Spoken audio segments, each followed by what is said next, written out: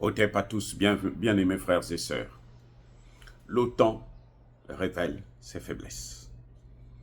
L'OTAN a raté sa vocation.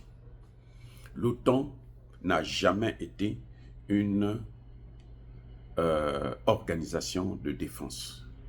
Ce n'a jamais été une organisation militaire. Oui, ce n'est pas une organisation militaire. C'est une organisation politique, ou j'allais dire idéologique. L'OTAN est en train de nous montrer là que l'OTAN ne fait pas ce qu'elle est censée faire. Ce n'est ni une organisation militaire, ni une organisation de défense. C'est une organisation purement politique et idéologique.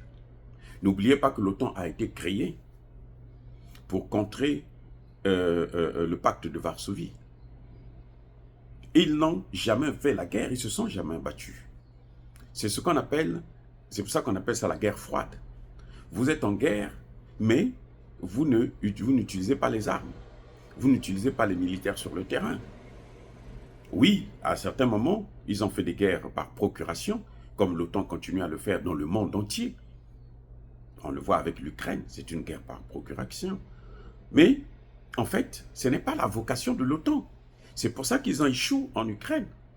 Et c'est pour ça qu'ils échouent aussi face à la Chine. Ah, je reprends. Nous avons deux domaines. Il y a le domaine économique et le domaine militaire.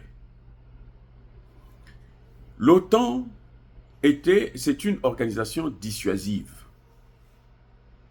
qui a été créée pour dissuader les pays membres du pacte de Varsovie, et notamment l'ex-URSS, d'attaquer un pays membre de l'OTAN. Donc, c'est comme l'arme nucléaire. C'est pas fait pour faire la guerre, en fait, à moins d'être fou. Ce n'est que les fous, comme on le voit Emmanuel Macron, qui n'hésite pas de vouloir plonger le monde dans une troisième guerre mondiale, sachant que cette guerre peut être nucléaire, ou va l'être inévitablement. Et même lui, il va disparaître. Mais il pense quand même que non. Il faut engager le monde dans ça, comme si le monde lui appartenait. Il faut être fou. Quelqu'un qui est à la tête sur les épaules, il ne peut pas faire ça. Donc l'OTAN a été fait pour dissuader, pour éviter qu'il y ait un affrontement entre les deux grands. C'est pour ça que le monde était divisé en deux. Sur le plan, d'abord, métaphysique, il y avait des pays de l'Est, des pays de l'Ouest. Et sur le plan physique, c'était caractérisé par le mur de Berlin. Maintenant, qu'est-ce qui va se passer? Le pacte de Varsovie se disloque, s'auto-détruit en quelque sorte. Ce n'est pas l'OTAN qui a détruit, comme disait Biden la dernière fois. C'est faux, il ment comme il respire. Ça, c'est un discours pour faire croire aux Américains qu'ils sont toujours forts. Mais en réalité, ce n'est pas les Américains qui ont détruit l'ex-URSS. Ce sont les Russes eux-mêmes qui ont trouvé que, par rapport aux problèmes économiques, ils se sont auto-disloqués, ils se sont séparés. Mais en principe, comme disait Elon Musk, en principe, comme le pacte de Varsovie a disparu, l'OTAN aussi devrait se disloquer. C'est-à-dire que les pays de l'OTAN devraient se dire, bon, maintenant, vous n'avez plus d'inquiétude dans le monde, surtout que la Russie voulait même intégrer l'Union européenne. La Russie voulait même intégrer l'OTAN carrément. Ils ont refusé, parce qu'ils se sont dit, comme eux, ils ne sont plus, nous, on va jouer maintenant le grand maître, le grand patron, le dieu de cette planète. Et on va jouer deux rôles. Le rôle politique et le rôle militaire. Et c'est là qu'ils ont commencé à détruire les pays comme ils voulaient. Ils ont d'abord commencé par étendre l'OTAN vers l'Est. Et le dernier mur qui les a arrêtés, c'était l'Ukraine. Parce que la Russie avait dit tout sauf l'Ukraine. Nous ne voulons pas voir l'OTAN en Ukraine. Voilà. Mais, vous voyez, qu'est-ce qui se passe? C'est que c'est une institution qui n'est pas militaire. Donc, ils ne sont pas préparés pour faire la guerre.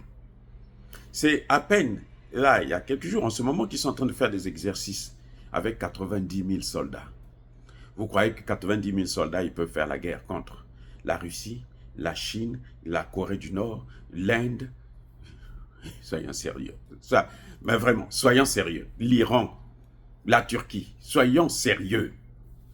Tous ces pays-là qui ont, pas la Turquie, mais en tout cas l'Iran, tous ces pays-là qui détiennent l'arme nucléaire, la Chine, la Russie, l'Iran, la Corée du Nord, ils ont tous l'arme nucléaire.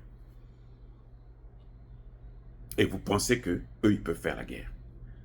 La Corée du Nord a des armes, des missiles intercontinentaux qui peuvent quitter depuis la Corée du Nord, ils frappent les États-Unis. Les États-Unis n'ont pas ça. Les Français, c'est même pas la peine. Donc, vous voyez, l'OTAN a montré ses faiblesses en voulant trop gagner. On perd. Elle a montré ses faiblesses. Elle ne sait plus quel est son rôle. Elle se dit, est-ce qu'il faut être politique ou il faut être militaire? Militaire, elle ne peut pas, puisque la Russie, à elle seule, fabrique 2 à 3 fois plus d'armes que l'ensemble des pays de l'OTAN. Tous les 27 pays, ou 28 ou 29, je ne sais pas maintenant, avec la Suède, la Finlande et autres. La Russie fabrique plus des armes que tous ces pays-là. Bon, maintenant, si on met la Chine. La Chine compte 2 millions de soldats professionnels. Vous allez faire, l'OTAN va s'attaquer aux BRICS. Vous croyez qu'ils peuvent tenir face à 2 millions de soldats professionnels? Soyons sérieux. C'est-à-dire que, ou on réfléchit ou on ne réfléchit pas. Voilà le dilemme dans lequel l'OTAN se trouve. Et c'est impossible de le régler. C'est impossible, je dis bien impossible. Ils ne peuvent rien faire. Donc, le problème, c'est que l'OTAN ne sait plus quoi faire. Elle ne sait plus où se situer. Sur le plan économique, la Chine investit en Afrique, là, plus que tous les pays de l'OTAN. La Chine à elle seule. On ne prend pas d'autres pays, la Chine seulement. Plus que tous les pays de l'OTAN. Donc, ils ne peuvent pas concurrencer avec la Chine. C'est la Chine qui paye les dettes des États-Unis. Maintenant, ils ne peuvent pas concurrencer avec eux. Alors que si l'OTAN s'était concentré sur le plan économique, en investissant réellement, ils auraient dû être une puissance. Mais eux, ils veulent faire tout en même temps. C'est comme les États-Unis, vous voyez, les États-Unis ont un gros budget de 870 milliards de dollars. Très bien. Mais qu'est-ce qu'ils font avec ça? Ils font des guerres partout, ils financent des guerres partout dans le monde. À force de financer des guerres partout dans le monde, ces 870 milliards, ça va en fumée. C'est-à-dire qu'on ne comprend pas, on ne sait pas qu'est-ce qu'on fait avec cet argent. Pourquoi tout cet argent pour une armée qui ne fait pas de guerre? C'est juste parce qu'ils vont financer ici, ils vont financer des guerres par procuration. Et maintenant, de plus en plus, les gens ne veulent plus faire les guerres par procuration. Les gens ne veulent plus faire les guerres pour eux, en dehors de Kagame et Tshisekedi. Les gens ne veulent plus faire des guerres pour les Occidentaux. Vous voyez le Mali? Ils disent non, nous on ne veut plus faire la guerre. Nous on veut lutter nous-mêmes contre les terroristes pour notre intérêt. Les terroristes que vous avez amenés. Il faut financer. Vous voyez, l'Italie a donné 13 millions plutôt aux terroristes dans le Sahel pour relancer les opérations. Mais là, le Mali, le Burkina, le Niger sont en train de les massacrer. Là, à peine aujourd'hui, là, ils ont encore massacré beaucoup de chefs terroristes. Donc voilà, l'OTAN est à la croisée de chemin. Elle ne sait plus si elle doit continuer à être une organisation de défense ou bien une organisation politique. Parce que les deux là, ça ne marche pas ensemble. Les deux, ça ne marche pas ensemble. Ils ne peuvent pas et ils n'arrivent pas. Et maintenant, ni l'un ni l'autre, là, ils sont dépassés. Sur le plan militaire, la Russie les dépasse. Sur le plan économique, la Chine les dépasse. Donc l'OTAN sert à quoi maintenant? L'OTAN devrait donc disparaître. Ça va apporter la paix dans le monde. Et c'est ce que les États-Unis et les pays européens ne veulent pas entendre. Mais c'est ça la réalité. Et c'est ce qui se passera. Dire cela, c'est inciter à la haine ou à la violence, non. Yaba, colère, veille à malem. Encore une fois de plus, bien-aimés frères et sœurs, je persiste et je signe. Soyez bénis, abondamment bénis, par le Dieu de Kémit et par nos ancêtres angélisés. Mais que tous ceux qui persécutent le continent africain le pillent et le déstabilisent, qu'ils soient noirs, blancs, chinois, arabes, indiens, qui qu'ils soient punis, maudits, foudroyés, neutralisés, écrasés, effacés par le Dieu des Kémites et par nos ancêtres angélisés. Vive l'Afrique éternelle, j'ai dit et j'assume.